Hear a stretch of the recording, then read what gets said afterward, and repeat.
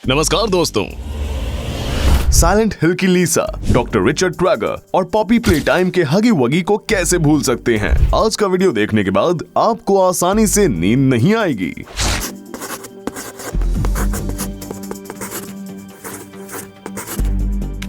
क्या आपने बचपन में किसी खिलौने की दुकान में रात अकेले गुजारने का सपना देखा है? और ये बंद पड़ी खिलौने की फैक्ट्री के बारे में क्या ख्याल है? आपको शायद उम्मीद ना हो कि वहाँ जाना आपके लिए किसी भयानक सपने में बदल सकता है। पॉपी प्लेटाइम के हगी वगी से मिलिए। ये 3 मीटर लंबा और मखमल से बना विशालकाय खिलौना है जो हाथ धोकर आपके पीछे पड़ जाता है।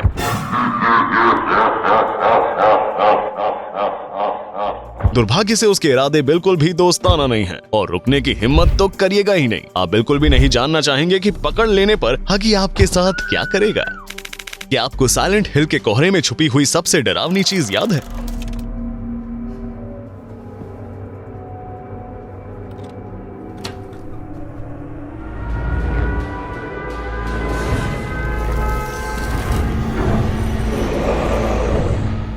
बिल्कुल, पिरामिड हेड। उसके चेहरे पर लगा हुआ बड़ा हेलमेट और वो जिस विशालकाय तलवार को घसीटते हुए चलता है वो इस खेल की पहचान बन चुका है। नायक के अपराध बोध के अवतार के रूप में पिरामिड हेड गेम प्ले का बहुत जरूरी हिस्सा है और वीडियो गेम्स के इतिहास में सबसे यादगार मॉन्स्टर्स में से एक है।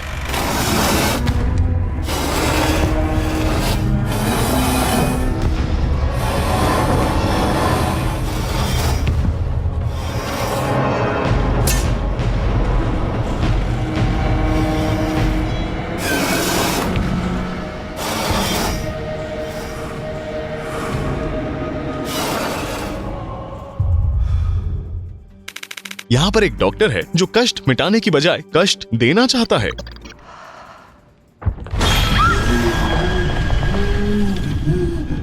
डेड में डेलाइट का हमारा अगला कैरेक्टर ठीक यही करता है। उसका नाम हरमन कार्टर है। ये सीरियल किलर अपने विक्टिम्स को बिजली के करंट से टॉर्चर करता है। उसका उद्देश्य लोगों को दर्द से पागल करके उन्हें चीखने चिल्लाने पर मजबूर करना और उनमें माटी भ्रम पैदा करना है। असल में डॉक्टर इस खेल का अकेला बुरा सपना नहीं है। अभी तक इसमें 25 पागल आ चुके हैं। डेवलपर्स ने इसमें दूसरे यूनिवर्स से भी कैरेक्टर्स जोड़ दिए हैं। उदाहरण के लिए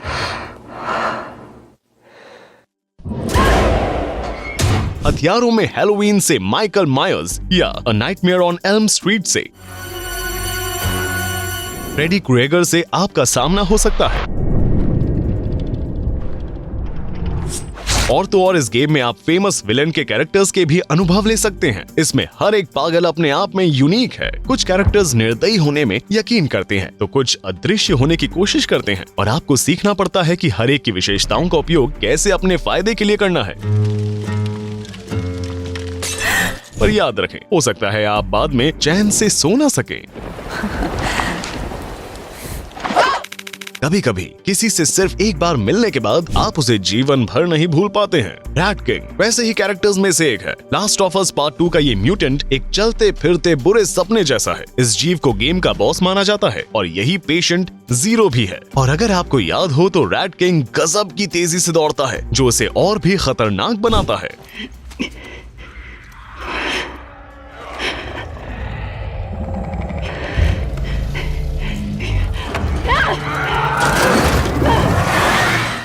Knock knock. There you. What the hell do? You ungrateful, selfish wretch! Lady Dimitrescu पूर्वी यूरोप के एक देश में अपने पुरखों के महल में रहती है। इस विलेन को जन्म से ही एक आनुवांशिक बीमारी है। सीधे शब्दों में कहें तो इसे खून से संबंधित बीमारी है। एक दिन जब एक परजीवी उसके शरीर में घुस गया तो उसकी बीमारी में बदलाव आ गया। एल्सीना में अमानवीय बल, चुस्ती फुर्ती और पुनर्जन्म की शक्तियां आ गई। साथ ही उसकी हाइट 3 मीटर तक बढ़ गई। हालांकि इन शक्तियों का एक नकारात्मक पक्ष भी था। इस रिएक्शन के बाद लेडी डिमित्रेस्कू को अब अपने हीमोग्लोबिन के लेवल को बनाए रखने के लिए मानव रक्त पीने की जरूरत होती है। वो एक डायन पंथ की सदस्य भी बन गई जिसमें पैशाचिक प्रवृत्तियां और तरह तरह के बलिदानों का अभ्यास किया जाता है। सबसे चौंका देने वाली बात ये है कि रेसिडेंट एविल के डेवलपर्स ने उसे डरावने होने के साथ आकर्षक व्यक्ति वाला भी बनाया है। इसलिए तो इस वैम्पायर लेडी का कैरेक्टर कॉस्ट्यूम्स पार्टी में छाया रहता है।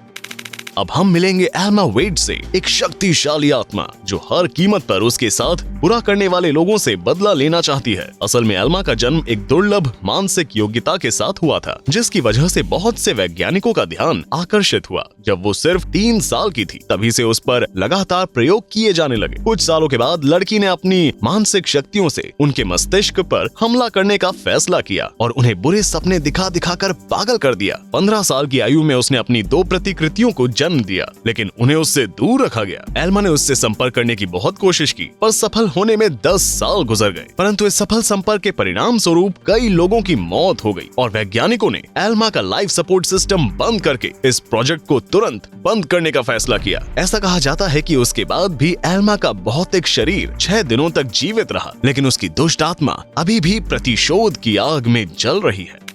कभी कभी व्यक्तित्व की कमी किसी कैरेक्टर की सबसे भयावह विशेषता हो सकती है। स्लेंडर मैन के साथ भी यही बात है। वो एक दुबला पतला और लंबा आदमी है जिसका कोई चेहरा नहीं है। वो सफेद शर्ट और एक काला सूट पहनता है और सबसे अप्रत्यक्ष जगहों पर अचानक दिखाई देता है। स्लेंडर मैन के व्यक्तित्व की सबसे खास बात है उसके उद्देश्यों की अनिश्चितता और अस्पष्टता। वैसे जैसे कि कहा जाता है कि वो दिमाग पढ़ना जानता है और इसी की ताकत से वो लोगों को किडनैप कर लेता है और इस गेम के मुख्य किरदार के दोस्त के साथ यही होता है। हम नहीं जानते आप इसके बारे में क्या सोचते हैं, लेकिन हम इस आदमी से अंधेरे जंगलों में कभी नहीं मिलना चाहेंगे। नेमेसिस वैज्ञानिकों द्वारा किया गया एक और प्रयोग था जो उनके हाथों से बाहर चला गया। इन्हें ये साबित करने के लिए बनाया गया था कि इस विशेष वायरस की सहायता से ऐसे सैनिक बनाए जा सकते हैं जिससे उनकी अधिकांश बुद्धिमत्ता तो बनी रहेगी, लेकिन वो हर आदेश का पालन करेंगे। नेमेसिस में अविश्वसनीय शारीरिक शक्ति और सहन शक्ति होती है, साथ ही साथ उसका दिमाग भी बहुत तेज है। उसके शरीर में ऐसे स्पर्शक हैं जो आदमी को 2 टुकड़ों में फाड़ सकते हैं। नेमेसिस हर तरह के हथियारों को आराम से चला लेता है और उसकी स्ट्रेटेजिक थिंकिंग दुश्मनों का पीछा करने में उसकी सहायता करती है, इसलिए आप उससे ज्यादा देर कभी छिपे नहीं रह सकते।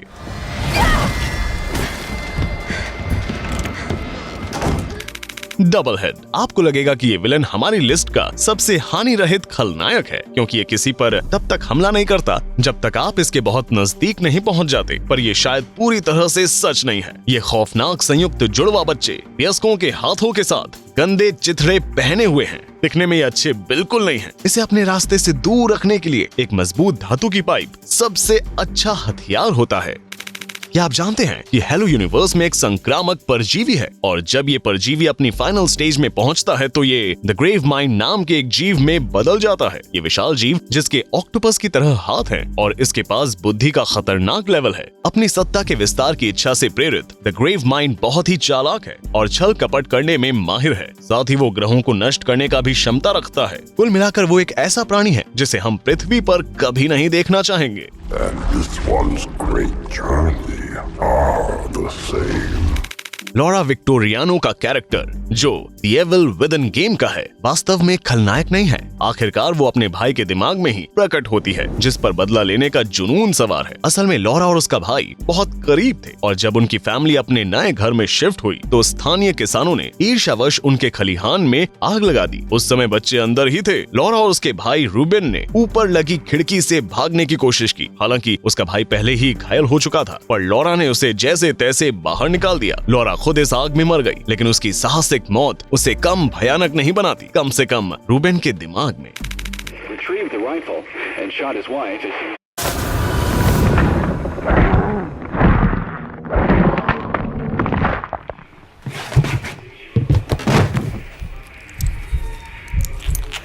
आखिरकार लीसा के बारे में बात करने का समय आ ही गया। ये वो मुस्कुराती हुई महिला का भूत है जिसकी उसके ही पति ने हत्या कर दी थी। वो असाधारण रूप से लंबी और दुबली पतली है और उसकी दाहिनी आंख गायब है। लीसा खून से लथपथ एक लंबी और भूरे कलर की नाइट गाउन पहनती है जिसकी वजह से वो देखने में बड़ी खौफनाक लगती है। उसके पैर भी खून से सने हुए हैं और उसके एक पैर में लाल रंग का जूता है और वो उन्माद से भरकर रोती और हंसती है। आप अभी उसकी आवाज सुन सकते हैं।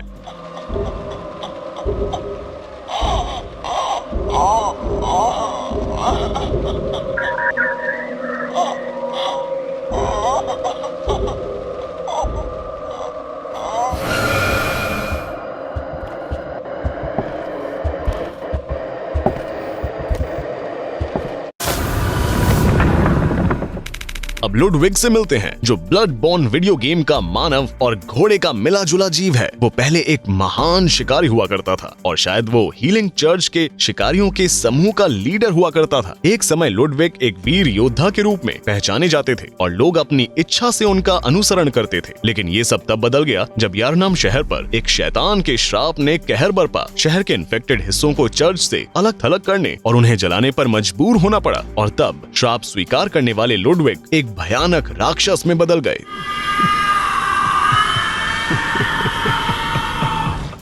जब आप थाईलैंड के बारे में सुनते हैं तो आप निश्चित ही सुंदर समुद्री बीच और ताजे फलों की कल्पना करते होंगे। ऐसा इसलिए है कि आपने अभी तक अराया के बारे में नहीं सुना है। इस खौफनाक खेल में आप खुद को बैंकॉक के एक डरावने से हॉस्पिटल में पाएंगे, जहां विभिन्न चुनौतियां आपका इंतजार कर रही हैं। कहानी को 3 अलग अलग किरदारों के नजरिए से खेला जाता है और चीखों की संख्या आपको निश्चित ही सोने नहीं देगी। आपको एक स्थानीय लड़की की हत्या की गुत्थी धीरे धीरे सुलझानी होती है। यहाँ रात के लिए आपको गेम का छोटा सा हिस्सा दिखाते हैं।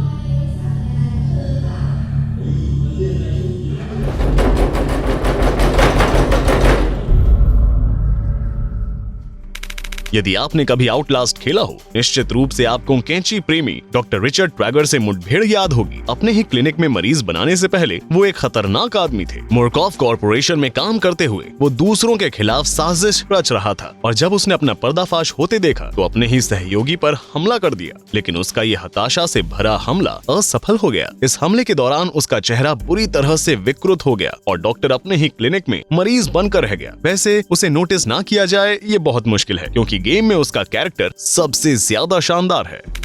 अब आप थोड़ा रिलैक्स हो सकते हैं, क्योंकि ये कैरेक्टर शायद वीडियो का सबसे कम शत्रुतापूर्ण कैरेक्टर है। लेफ्ट 4 डेड गेम की ये डायन कभी भी पहले हमला नहीं करती। हालांकि अगर वो पहले से डरी हुई हो या उस पर हमला हुआ है तो आपको मार डालने में उसे 2 सेकंड से ज्यादा नहीं लगेंगे। इसलिए भलाई इसी में है कि उसे शांति से जमीन पर बैठे रहने दें या उसे उसके जादू टोने के काम में लगे रहने दें। भले ही आज के सभी मॉन्स्टर्स कितने भी डरावने क्यों ना हो, लेकिन शायद ये वो प्राणी है जो आपको निश्चित रूप से सपनों में आकर डराएगा। Stop thinking, yes.